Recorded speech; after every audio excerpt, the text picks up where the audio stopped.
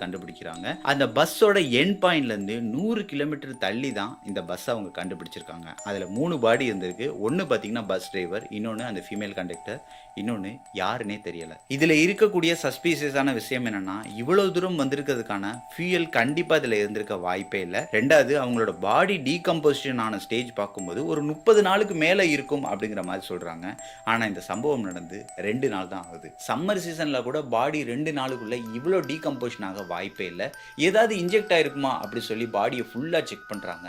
அதுக்கும் எந்த ஒரு தடயமும் இல்லாம இருக்கு.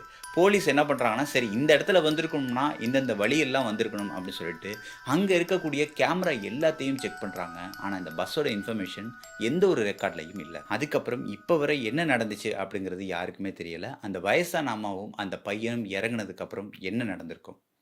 அன்சால்வ். இத கேட்கறதுக்கு நல்ல ஒரு என்டர்டெயின்மென்ட் ஸ்டோரியா இருக்குது. அப்படி மட்டும் அந்த விஷயத்த எடுத்துக்குவோம். ஏன்னா அர்பன் லெஜெண்ட் ஸ்டோரி அப்படிங்கிறதுனால எந்த ஒரு விஷயமும்